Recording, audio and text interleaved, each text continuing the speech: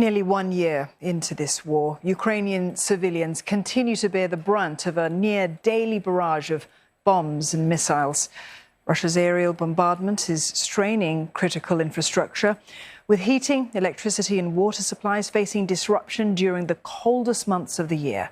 And that's prompted a rise in humanitarian support from across Europe. Trent Murray has more in the second of a 5-part series on how the region is coping with a winter of war. It's a day of finishing touches and final inspections at this former airport hangar. It will soon be used to help those fleeing the horror of the war in Ukraine. This emergency accommodation has been built by the city of Berlin. It is simple in its design, but speed and scaling up is the priority here.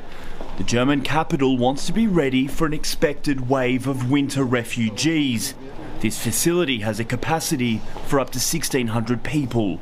We hope that the war in Ukraine will stop, but we cannot see it, and so we have to prepare for giving people their need and an accommodation for a very hard situation, right? So what we are doing is to handle the situation, and we have a big target here in Berlin that we don't use sports hall for the refugees. More than 1 million Ukrainian citizens have fled to Germany since Russia invaded almost 1 year ago. In response, much of the country has mobilised. Not only have state-funded facilities like this former airport been repurposed to provide shelter, but charities and community groups have also done much of the heavy lifting. Even individual-led campaigns are making a difference. Sergei Shunleny spent years working in Ukraine with NGOs. Seeing the vast needs of the country he once called home, he used the pre-Christmas period to raise almost $14,000 through an online campaign that relied on small donations. Lights, flashlight. His goal? To purchase rechargeable power units to transport to Ukraine.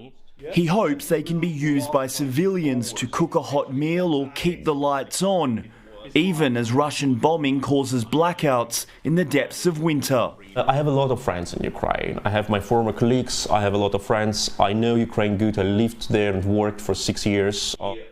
We meet just 24 hours before Sergei is due to set off to personally deliver the devices, with an 18-hour solo train journey from Berlin to Kyiv ahead. I ask how he feels swapping the safety of the German capital for a conflict zone. I would not say I'm not anxious. I will go through the cities which I visited before the full-scale invasion. I think it will be a hard feeling because I remember them in their blooming time before the war, and now I will see these areas destroyed. The biggest device will go to children's shelter in Izum. Senior officials here say that Europe has not faced a humanitarian crisis like this since the Second World War. It is testing both social services and EU solidarity, but political leaders insist that support will remain firmly in place for as long as it is needed. We check back in with Sergei in the days following our interview. Already the devices are being delivered, bringing backup power to families to use when the bombs hit. It's good to speak to you. How has it all gone? The delivery was a very moving moment. Like when you live in a city where you have a constant energy supply, you cannot imagine how much happiness these simple devices could bring to the people. As the bitterly cold winter hits Ukraine's war-battered cities and towns, aid continues to flow in from across Europe to help the country survive the sub-zero temperatures. And whether it's big government-backed initiatives or smaller grassroots campaigns, Ukraine's friends and allies in the region say there remains a strong resolve to ensure that even in the darkness, light will continue to shine.